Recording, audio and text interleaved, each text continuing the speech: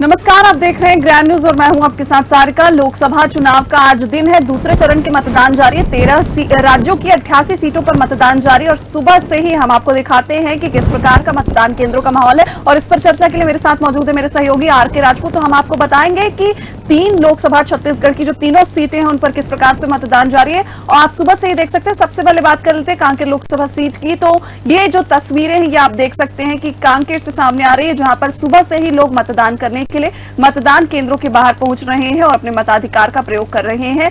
दूसरे चरण के चुनाव है, लेकिन लोगों के उत्साह में किसी भी प्रकार की कोई कमी नहीं आई है। मतदान केंद्रों के बाहर जो लगी भीड़ इस बात का प्रतीक है कि मतदान के लिए आम नागरिक जो जनता है तीनों लोकसभा क्षेत्र की वो कितनी जागरूक है। जब सरकार ने बात किया था कि मतदान सभी को करना चाहिए और मतदान के बाद जो प्रतिक्रिया सरकारों की आई थी, क्योंकि बस्तर के प्रथम फेज के चुनाव में बस्तर में जहां तक 68.29% मतदान हुए थे, उससे यही आकलन लगाया जा रहा है कि इस बार तीनों लोकसभा क्षेत्र हैं कांकेर, महासमुंद और राजनांदगांव, इन तीनों लोकसभा क्षेत्रों में काफी बढ़ चढ़कर मतदान होगा। क्योंकि जो एक प्रोपेगेंडा जो बीच में बनाया गया था कि मतदान को लेकर जो लोगों की मानसिकता थी वो कितनी बदली थी, मतदान को लेकर अलग अलग प्रकार से बातें आ रही थी। कुछ लोगों ने कैंपेनिंग किया, हर जिले के कलेक्टर द्वारा वहां के एक अलग महिलाओं विंग को लेकर, पुरुष विंग को लेकर, बच्चों की विंग को लेकर भी एक अलग कैंपेन चलाया, जिसके कारण मतदान को बस्तर जैसे सुदूर इलाकों में 68.29% तक सफल बनाया गया है। तो अनुमान ये भी लगाया जा रहा है कि कांकेर, महासमुंद और लोकसभा जो 3 सीटें हैं वहां पर लगभग इस बार जो पिछले 2019 के लोकसभा चुनाव में जो मतदान प्रतिशत था वो उससे कहीं बढ़ चढ़कर सामने नजर आएगा। बिल्कुल, तो कांकेर की ये जो सीट है यहाँ पर मुकाबला काफी दिलचस्प है, क्योंकि यहाँ पर बीजेपी ने भोजराज नाग को मौका दिया, तो कांग्रेस ने पूर्व में भी ये जो सांसद रहे इन्हें वीरेश ठाकुर को मौका दिया है। तो ये देखने वाली बात होगी कि ये जो दिलचस्प मुकाबला है किस ओर रुख करता है। लेकिन दोनों ही प्रत्याशियों ने अपने मताधिकार का प्रयोग करते हुए मतदान कर दिया है। दोनों ही प्रत्याशी अपने परिवार के साथ पहुंचे हैं और मतदान किया है और सुबह से ही मतदान केंद्रों में भीड़ देखी जा रही है। आप देख सकते हैं ये तस्वीरें हैं मतदान केंद्रों से, जहां पर बीजेपी के प्रत्याशी भोजराज नाग मतदान करते हुए नजर आ रहे हैं और कांग्रेस के प्रत्याशी वीरेश ठाकुर भी अपने परिवार के साथ मतदान केंद्र पहुंचे थे, उन्होंने भी मतदान किया है। ये तस्वीरें जो आपके स्क्रीन पर है कांकेर से निकलकर सामने आ रही है, जहां पर मतदान केंद्रों में सुबह से ही भीड़ देखी जा रही है और इस दिलचस्प मुकाबले का जो अंत है वो 4 जून को होगा, जहां पर रिजल्ट्स आएंगे और अभी तो फिलहाल प्रत्याशियों की किस्मत का फैसला ईवीएम में कैद होता नजर आ रहा है। और बिल्कुल अब रुख करते हैं राजनांदगांव का, जहां पर हाई प्रोफाइल सीट मानी जा रही है, जहां पर कांटे की टक्कर देखने को मिल रही है। कांग्रेस ने पूर्व मुख्यमंत्री और विधायक भूपेश बघेल को अवसर दिया है, तो बीजेपी ने संतोष पांडे को मौका दिया है। और देखने वाली बात होगी कि इस हाई प्रोफाइल सीट में जहां कांटे की टक्कर बनी हुई है, इस कांटे की टक्कर का नतीजा किस प्रकार का निकल के आता है। फिलहाल तो ये तस्वीरें हैं मतदान केंद्रों के बाहर की, जहां पर सुबह से ही कतारबद्ध होकर लोग खड़े हुए हैं और अपनी अपनी बारी का इंतजार कर रहे हैं। जहां पर मतदान केंद्रों के अंदर के नजारे हैं और बाहर के भी नजारे हैं, जहां पर कतारबद्ध होकर लोग खड़े हुए दिखाई दे रहे हैं। लगभग देश के 13 राज्यों के 88 सीटों पर मतदान होना है। लोकसभा क्षेत्र का बड़ा रण है और इस प्रदेश की 3 जो बड़ी सीट है इसमें तीनों बड़े नेताओं का एक साख दांव पे लगा है। बात करेंगे महासमुंद क्षेत्र की, जहां पर रूप कुमारी चौधरी 2013 के लोकसभा चुनाव में सांसद बनी, फिर 2018 के विधानसभा चुनाव में उन्होंने टिकट की मांग की थी। अगर जीवन परिचय अगर देखा जाए अगर हर प्रत्याशी का, तो बताने योग्य रहेगा कि रूप कुमारी चौधरी भाजपा की बहुत ही पुरानी सक्रिय नेता है, महिला मोर्चा में महामंत्री के रूप में प्रदेश में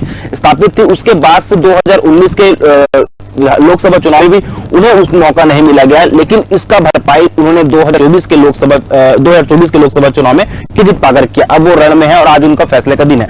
उनके जस्ट सामने की बात करते हैं, जो उसकी प्रतिद्वंदी है वो ताम्रध्वज साहू है। लगभग कांग्रेस पार्टी के वरिष्ठ नेता हैं, सीएम पद के भी दावेदार थे 2018 में। उसके बाद वो गृह मंत्री बने। गृह मंत्री के बाद जो थोड़ी सी छवि दुर्ग लोकसभा क्षेत्र और विधानसभा में जो पड़ी थी, उसका उन्हें खामियाजा बदल के अब उन्हें टिकट महासमुंद से दिया गया है। बात करेंगे राजनांदगांव की हाई प्रोफाइल सीट, भाजपा का गढ़, 1952 से उस क्षेत्र का निर्वाचन हुआ और मतदान केंद्रों की संख्या वहां पर सबसे ज्यादा है। अगर बात करें विधानसभा, तो वहां भी लगभग 8 विधानसभा क्षेत्र है और ऐसे में पूर्व मुख्यमंत्री डॉक्टर रमन सिंह का वो गढ़ है, उनके बेटे वहां के सांसद भी थे और अब विधानसभा के वो अध्यक्ष रमन सिंह। तो एक साख रहती है जब वहां पर 2013 में और 2019 में जब टिकट मिला गया था उन्हें, तो उन्होंने भाजपा से विधायक दल की जीत हासिल की थी। अब उनका सामना संतोष पांडे को टिकट दिया गया है सांसद के दौर पर, और उनके सामने खुद वहां पर पूर्व मुख्यमंत्री भूपेश बघेल का सामना कर रहे हैं। साथ दोनों पर है, एक वर्तमान के सांसद भी रह चुके हैं और एक वर्तमान के विधायक भी रह चुके हैं और पूर्व के मुख्यमंत्री भी रहे। बात करेंगे सीट, अगर कांकेर की बात करते हैं तो बैगा बनाम बनिया चल रहा है। जिस प्रकार से ब्रिजेश ठाकुर की वहां जो छवि थी, इससे पूर्व के जो लोकसभा चुनाव थे उन्हें पराजित किया गया था, और अब जो बैगा के रूप में उन्हें भोजराज नाग का सामना करना पड़ रहा है। अगर हम सोशल मीडिया की बात करते हैं तो कांकेर का क्षेत्र, जो कांकेर बेल्ट आता है, वो उत्तर बस्तर में आता है, ST/SC एक्ट बहुल्य एरिया है। तो जातिगत रूप से भी देखा जाए तो जो सीटें हैं वो जाति पर निर्धारित रहती है, क्योंकि वहां पर सीट जो विक्रम मंडावी है या फिर सुशीला राजपूत है, वो बड़े नाम हैं जो भाजपा के वहां पर नेता है, जो अपनी पकड़ को बना रखे हैं। लेकिन कांग्रेस पार्टी चाहेगी कि इस बार लोकसभा चुनाव में वो वर्ग कांग्रेस के पास मिल जाए। बिल्कुल, तो ये रही छत्तीसगढ़ की बात, जहां पर लोकसभा की 3 सीटों पर आज दूसरे चरण में मतदान जारी है। कांकेर लोकसभा सीट, महासमुंद लोकसभा सीट और राजनांदगांव की सीट पर मतदान जारी है। 6 प्रत्याशी, इनकी किस्मत जो है ईवीएम में कैद हो रही है। देखने वाली बात होगी कि 4 जून को किसकी किस्मत में क्या चीज लिखी होती है। अब बात करते हैं मध्य प्रदेश की, जहां पर 6 लोकसभा सीटों पर आज मतदान जारी है। मध्य प्रदेश में दमोह, टीकमगढ़, सतना, होशंगाबाद, रीवा की सभी सीटों पर मतदान जारी। सुबह से मध्य प्रदेश में भी यही हाल है। पूरा लोकतंत्र का पर्व है, देश भर में खुशी है, जहां पर इसे लेकर मतदान केंद्रों के बाहर एक अलग ही नजारा देखने को मिल रहा है। मध्य प्रदेश की भी बात कर ले तो यहां पर भी इस बार जो सतना की सीट है काफी हाई प्रोफाइल मानी जा रही है, और देखने वाली बात होगी कि किस प्रकार के ये जो समीकरण बनते हैं और इनका क्या परिणाम निकलकर सामने आता है। खजुराहो की बात कर ले तो यहाँ से बीजेपी ने VD शर्मा को मौका दिया है, और उनके ऑपोजिट में अभी प्रजापति कांटे की टक्कर मेरे सामने आ रहे हैं। तो यहां पर भी देखते हैं कि ये जो समीकरण है ये बीजेपी के पाले में आते हैं और कांग्रेस के पाले में आते हैं। फिलहाल तो 13 राज्यों की 88 सीटों पर लगातार मतदान जारी है। मध्य प्रदेश में 6 तो छत्तीसगढ़ में 3 लोकसभा सीटों पर मतदान जारी है। और ये रही सारी तस्वीरें हमारी टीवी स्क्रीन पर आप देख सकते हैं कि किस प्रकार का माहौल यहाँ पर सुबह से ही बना हुआ है, और जनता किसको आशीर्वाद देगी ये तो देखने वाली बात है। लेकिन फिलहाल ये जो नजारे हैं ये बता रहे हैं कि लोगों में काफी उत्साह है मतदान को लेकर। बात करेंगे अगर मतदान की, तो 90 साल का बुजुर्ग भी अपना आधार कार्ड लेकर, वोटर ID कार्ड लेकर मतदान केंद्र पहुंचा हुआ है। शादी में जोड़े हुए 2 दूल्हा दुल्हन भी मतदान केंद्र पहुंचे हुए हैं। तो मतदान को लेकर जो भावना जागृत हुई इस देश के युवाओं में, इस देश के बुजुर्गों में, और इसका प्रतिफल है कि जो चुनाव होता है वो लोकतंत्र का पर्व है, और इस पर्व को सभी कोई मनाते हैं, बड़े धूमधाम से इस पर्व का हिस्सा बनने की कोशिश करते हैं। देश के लगभग 88 सीटों पर यह चुनाव हो रहा है, क्योंकि इसके पहले हमने जब बताया था तो जो चुनाव रहता है वो एक बड़ी सभा आयोजित करने के बाद जब कोई बड़ा नेता प्रदेश का दौरा करता है। हाल फिलहाल ही प्रधानमंत्री नरेंद्र मोदी का, राजनाथ सिंह का, अमित शाह का, JP नड्डा का दौरा हुआ था, और इसके प्रियंका गांधी और राहुल गांधी का भी दौरा प्रदेश में हो चुका है। आज की बात करते हैं बेमेतरा में, आज बड़ी जनसभा आयोजित की जाएगी, जहां प्रदेश के गृह मंत्री अमित शाह प्रदेश का दौरा करने वाले हैं। तो उनका दौरा बहुत ही महत्वपूर्ण माना जाता है। इसके पहले बस्तर का चुनाव हुआ था प्रथम फेज को, उसको लेकर भाजपा के नेता और कांग्रेस के नेता बीच में टकरा गए थे, बयानबाजी भी हुई थी, और उन्होंने ये भी दावा किया था अपना कि बस्तर की सीट वो उनकी झोली में जा रही है। लेकिन बहरहाल किसकी सीट में जाएगी वो 4 जून को पता चलेगा। लेकिन आज जो सीट है वो 3 सीट है, वो काफी महत्वपूर्ण है। सभी की निगाहें इस प्रदेश के 3 सीटों पर है और देश के 88 सीटों पर है। भाजपा और कांग्रेस दोनों चाहिए कि बढ़ चढ़ के मतदान हो, क्योंकि मतदान जब भी ज्यादा होता है तो कांग्रेस के पक्ष में जाता है, ये अमूमन आड़न लगाया जाता है। लेकिन जब मतदान कम होते हैं तो ऐसा कहा जाता है कि भाजपा की झोली में जाता है। लेकिन जब बस्तर की जो सीटें हैं वो 68.29% की गई है, तो कांग्रेस पार्टी में एक उत्साह, एक चेतना जागी है कि कहा जाता है कि अब वो वापस सत्ता में आएंगे। 400 का पार जो भाजपा कह रही वो बेबुनियाद है, खोखला है। हम इस बार सरकार बनाने वाले हैं। छत्तीसगढ़ की 3 सीटों का आज रिजल्ट मतदान हो रहा है, और उसमें देखने वाली बात है कि वहां पर कितने बजे तक का मतदान किया गया है। कुछ संवेदनशील एरिया है जिसे सुबह 7 से 3 बजे तक का मतदान का समय दिया गया है, लेकिन कुछ ऐसे प्रभावशाली शहरी क्षेत्र हैं जिन मतदान सुबह 7 बजे से लेकर 6 बजे तक का किया गया है। बिल्कुल, तो सुबह 7 से 3 बजे तक कुछ मतदान केंद्रों में है, और बाकी के लिए सुबह से लेकर शाम 6 बजे तक का समय दिया गया है। दमोह, टीकमगढ़, होशंगाबाद, सतना, रीवा और इन सभी सीटों पर लगातार मध्य प्रदेश में मतदान जारी है। छत्तीसगढ़ में 3 सीटों पर मतदान जारी है। सुबह से ये जो तस्वीरें हम आपको अपनी स्क्रीन पर दिखा रहे हैं कि किस प्रकार से लोगों में उत्साह देखा जा रहा है। लेकिन सिर्फ जनता की बात ही नहीं, प्रचार प्रसार में भी इसका जोर देखा गया था। सभी नेताओं में भी इन बात को लेकर जोर देखा गया था। कहीं ना कहीं उसका भी परिणाम है कि लोग पहले से ज्यादा जागरूक होकर सुबह से ही मतदान केंद्रों के बाहर नजर आ रहे हैं। मध्य प्रदेश की राजनीति की एक बात करेंगे तो यहाँ पर देख सकते हैं कि किस प्रकार के समीकरण इस बार बन रहे हैं, क्योंकि कांग्रेस पूरा दमखम लगा चुकी है। मध्य प्रदेश की 29 लोकसभा सीटों में से 28 सीटें वर्तमान में बीजेपी के पास है। वहीं एक सीट छिंदवाड़ा की है जो कांग्रेस का गढ़ मानी जाती है, कमलनाथ का गढ़ मानी जाती है। वो ही सीट छोड़कर बाकी सभी सीटें बीजेपी के पास है। तो देखना होगा कि कांग्रेस यहाँ पर जो जोर आजमा रही है उसका फल किस प्रकार का निकलकर सामने आता है। लेकिन कांग्रेस ने यहाँ पर इंडिया गठबंधन का साथ लिया है और आम आदमी पार्टी का साथ भी कांग्रेस मध्य प्रदेश में मिला है। तो ये जो समीकरण निकलकर सामने आ रहे हैं, इनका क्या प्रतिफल होता है ये तो आगामी 4 जून को ही पता चल पाएगा। लेकिन वर्तमान के जो आंकड़े आप देख पा रहे हैं, यहाँ पर 29 में से 28 सीटें बीजेपी के पाले में, जो कि एक काफी बड़ा नंबर होता है। तो यहाँ पर कांग्रेस को काफी मेहनत की जरूरत है और कांटे की टक्कर तो मध्य प्रदेश में खजुराहो की सीट पर भी है, सतना की सीट पर है और होशंगाबाद की सीट पर भी है। और बाकी तो देखने वाली बात है कि किस प्रकार की ये जो सियासी शरण बन रहे हैं इनका प्रतिफल होने वाला है। छत्तीसगढ़ में भी हाई प्रोफाइल सीट राजनांदगांव की है, जहां पर संतोष पांडे वर्सेस भूपेश बघेल है, जो कि पूर्व मुख्यमंत्री भी रहे हैं और संतोष पांडे सांसद रहे हैं। तो देखने वाली बात होगी कि यहाँ पे ये जो समीकरण है ये इस चुनाव को किस दिशा में लेकर जाते हैं। और महासमुंद सीट की बात कर ले तो इसका इतिहास काफी पुराना रहा है। 1952 से लगभग सबसे पुरानी सीट मानी जाती है महासमुंद की, जहां पर समीकरण भी काफी खूबसूरत बनते नजर आ रहे हैं। यहाँ पर कांटे की टक्कर मानी जा रही, क्योंकि गृह मंत्री रहे हैं। और देखने वाली बात होगी ये जो एक जातिगत समीकरण भी है यहाँ पर निकलकर देखने को मिल रहे हैं। यहाँ पर दोनों ही पार्टियों ने ओबीसी प्रत्याशियों पर दांव खेला है, क्योंकि महासमुंद की ये जो सीट है ये जातीय समीकरण के लिए ही जानी जाती है। रेवेंद्र, छत्तीसगढ़ की सबसे हाई प्रोफाइल सीट राजनांदगांव की सीट की बात करें तो लगभग 8 विधानसभा क्षेत्र आता है और ये 8 विधानसभा में भाजपा का कब्जा है। इस बार विधानसभा में जब जीत हुई थी भाजपा की तो किसी ने अनुमान नहीं लगाया था कि विधानसभा में इतनी बढ़िया प्रदर्शन भाजपा करने वाली है। जो बैकफुट 2018 में 15 सीटों में सिमट गई थी वो इस बार 54 सीटों पर आगे रुकी है। राजनांदगांव की जो मुख्य सीटों में कमरधा, बेमेतरा, पंडरिया, माफ कीजिएगा पंडरिया जो क्षेत्र है वो भाजपा की जो बड़ी है, चाहे वो भावना बोहरा हो, गृह मंत्री खुद विजय शर्मा हो या पूर्व मुख्यमंत्री डॉक्टर सिंह हो, इन तमाम बड़े चेहरों ने अपने गढ़ को इतना मजबूत बना लिया है कि वहां पर संतोष पांडे जो पूर्व के सांसद और वर्तमान के जो प्रत्याशी हैं जिनके आज भाग्य का फैसला होने वाला है, वो अपने प्रचार प्रसार में निश्चित है कि वो इस चुनाव को जीत रहे हैं। लेकिन जो बात करते हैं भूपेश बघेल की, तो भूपेश बघेल पाटन क्षेत्र के विधायक हैं और पाटन दुर्ग लोकसभा सीट का अंतर्गत आता है और वो अपना सीट छोड़ राजनांदगांव में गए हैं। देखने वाली बात यह है कि लोकसभा चुनाव के पूर्व भूपेश बघेल के ऊपर बहुत सारे अनेकों आरोप लगे हैं। उनके कार्यकर्ता, अगर बात करें जितने भी वहां के वरिष्ठ नेता हैं, उन्होंने उनसे एक कन्नी काटने का आरोप भी लगाया था कि पैसे कुछ लेन देन की बातें आई थी, लेकिन इस बात में उन्होंने खुलकर इस बात को नहीं कहा। जब वर्तमान में जब अभी हाल फिलहाल में नरेंद्र मोदी जी प्रदेश का दौरा कर रहे थे तो ठीक चुनाव के 2 दिन पहले मंगलसूत्र की राजनीति प्रदेश में बहुत गहमागमी हुई, जिसे लेकर प्रियंका गांधी वाड्रा ने भी बड़े मंच से इस पर आरोप लगाए थे कि उनकी मां का मंगलसूत्र इस देश में कुर्बान हुआ था।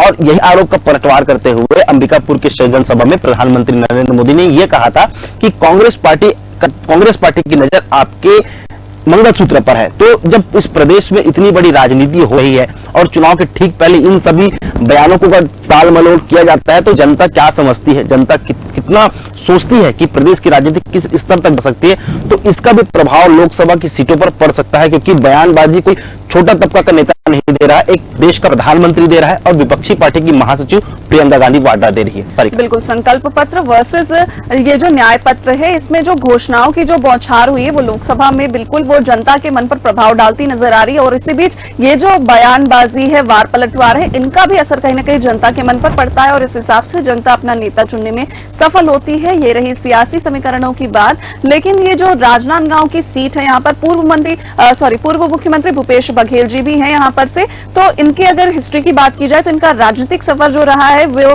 काफी अच्छा रहा है। वो अविभाजित मध्य प्रदेश में मंत्री भी रहे हैं, तो इन पर जरा गौर से चर्चा करते हैं। तो क्या लगता है रेवेंद्र? भूपेश बघेल जी एक पुराने खिलाड़ी हैं। अगर कहा जाए कि 2018 के विधानसभा चुनाव में छत्तीसगढ़ में कांग्रेस की सरकार बनी थी, तो लगभग जो श्रेय कहा जाता है वो भूपेश बघेल के नेतृत्व में गया। जब वो पीसीसी के अध्यक्ष बने थे तो उन्हें एक दांव खेला था। झीरम घाटी की जो घटना थी उसे उन्हें अच्छे लहजे से भुनाया और जो उनकी कांग्रेस के नेताओं की शहादत थी वो बेकार नहीं गई। 2013 का वो मरहम दृश्य सभी को पता है और उसी को लेकर उन्होंने 2018 का चुनाव लड़ा था और लगभग काफी सीटों से उन्होंने भाजपा की सरकार को वहां से हराया था। इसके बाद एक आधिपत्य रूप से प्रदेश में एक कका के नाम से फेमस होने वाले भूपेश बघेल की अगर राजनीतिक करियर की बात करें तो लगभग 3 से 4 ऐसे उपचुनाव हुए थे जहां पर कांग्रेस पार्टी एक तरफा जीती थी। भाजपा 3rd नंबर की पोजीशन में थी। बात करें खैरागढ़ या फिर अजीत जोगी के पूर्व के विधानसभा क्षेत्र की बात करें मरवाही, तो लगभग ये चीजें सामने आ जाती है कि भूपेश बघेल का चेहरा कितना बड़ा है। लेकिन अगर उसके अलावा बात करते हैं संतोष पांडे की, तो मोदी के लहर को लेकर वो आगे चल रहे हैं कि देश को कैसे बचाना है, संविधान को कैसे बचाना है। भूपेश बघेल एक तरफ यहां कह रहे हैं कि अगर वापस सरकार में भाजपा आती है तो वो सरकार संविधान को बदल देगी। एक तरफ विजय शर्मा कहते हैं राजनांदगांव की सभा से कि भाजपा अगर आती है तो संविधान को बचाने का काम करेगी। 2019 के जब लोकसभा चुनाव में जब भाजपा पूर्ण बहुमत सरकार बनाकर केंद्र में बैठी थी तो लोक संसद में जाते हुए संविधान की पुस्तक को नतमस्तक करके उन्हें बचाने का प्रण नरेंद्र मोदी जी ने लिया था। लेकिन अब हाल फिलहाल में जो घटनाएं होती है, चाहे सीए बिल को ले, चाहे फिर जनसंख्या नियंत्रण कानून को लेकर या मुस्लिमों को 4% को समाप्त करने की बात करें या किसी भी प्रकार की बात करें, इन सभी चीजों को लेकर भाजपा अपने जो सामने प्रतिद्वंदित कांग्रेस पार्टी है उस पर तीखा प्रहार कर रही है। भूपेश बघेल कांग्रेस की आइडियोलॉजी को लेकर वो मैदान में उतरे हैं और संतोष पांडे की बात करते हैं तो वो मोदी की गारंटी को लेकर जनता के बीच जा रहे हैं और उनका सीधा तौर पर कहना है कि प्रधानमंत्री मोदी के नेतृत्व में इस प्रदेश की 11 की 11 सीटें और खास करके जो राजनांदगांव की प्रमुख सीटें वो जीतने वाली है। बिल्कुल, यहाँ पर आक्रामक प्रवृत्ति के नेता माने जाते हैं पूर्व मुख्यमंत्री भूपेश बघेल, जो 5 साल के इनके कार्यकाल में भी हमने देखा था कि किस प्रकार के आक्रामक नीतियां इनकी थी, इनकी बोली किस प्रकार की थी और जनता का मन भी इन्होंने लुभाया था। लेकिन कहीं ना कहीं कांग्रेस चूक गई थी और अब बीजेपी की सरकार है। और संतोष पांडे की बात करें तो ये कहीं ना कहीं रमन सिंह के करीबी भी माने जाते हैं और काफी शांत प्रवृत्ति के नेता भी माने जाते हैं। तो देखने वाली बात होगी कि इस हाई प्रोफाइल सीट का जो फैसला है किस प्रकार का निकल कर सामने आता है। अब बात करते हैं दिलचस्प मुकाबले की, तो जो कांकेर लोकसभा सीट पर देखा जा रहा है जहां पर पूर्व जो सांसद रहे हैं बीरेश ठाकुर, उनके विपरीत हैं भोजराज नाग जो कि बैगा प्रवृत्ति के हैं, जो अपनी बोली के लिए, अपने बयानों के लिए जाने जाते हैं। कई बार वे विवादित बयानों के घेरे में भी सामने आते रहते हैं। उन्होंने हाल ही में एक विवादित बयान दिया था जिसमें उन्होंने कहा था कि मैं बैगा हूं और अधिकारियों का भूत भगा सकता हूं। इस बयान ने पूरा इतना ज्यादा तूल पकड़ा था कि पूरे छत्तीसगढ़ की लोकसभा सीटों पर इसकी चर्चा थी और जनता के बीच भी ये बातें गई थी कहीं ना कहीं। तो ये जो दिलचस्प मुकाबला है, ये दोनों ही जो प्रत्याशी हैं ये एसटी बैकग्राउंड से आते हैं। यहाँ पर इस बार दोनों ही पार्टियों ने एसटी पर खेल खेला है, तो इसके नतीजे भी किस प्रकार के निकल के सामने आ सकते हैं। कांकेर सीट का जो रण है वो एसटी/एससी बाहुल एरिया है। कांकेर के अंतर्गत जो तहसील आते हैं वो खास करके अगर कोयली बेड़ा, अंतागढ़, भानुप्रतापपुर, पखांजूर, इन सभी क्षेत्रों को देखा जाए थोड़ा सा संवेदनशील आता है। प्रदेश की जनता को तय करना रहता है कि वो अपने प्रत्याशी को किस प्रकार से चुने। अगर हम बात करते हैं बीरेश ठाकुर के बनाम भोजराज नाग की, तो भोजराज नाग एक भाजपा के नेता ही हैं, पुराने कार्यकर्ता से शुरुआत की थी अपनी राजनीतिक जर्नी को और अपने क्षेत्र में काफी लोकप्रिय हैं।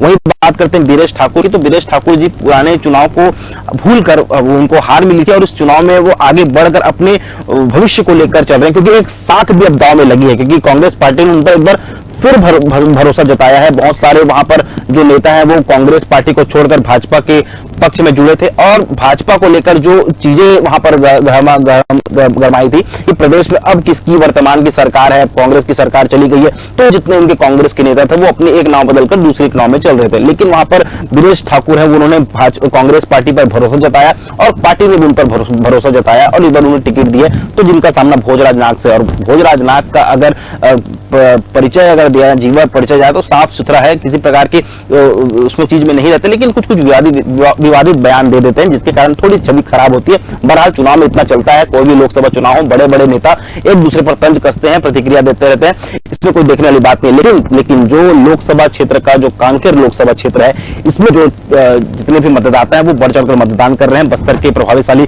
मतदान को देखकर कांकेर के लोकसभा के मतदाताओं में भी एक उत्साह जाएगा और भारी संख्या में लोग अभी मतदान करने पहुंच रहे हैं। बिल्कुल, तो इन सीटों पर चर्चा जारी रहेगी, इनके इतिहासों पर भी हम बात करेंगे और छत्तीसगढ़ की 3 लोकसभा सीट, मध्य प्रदेश की 6 लोकसभा सीटों की हम बात तो करेंगे, पर यहाँ पर वक्त तो चला एक छोटे से ब्रेक का। ब्रेक के बाद जल्द हाजिर होंगे।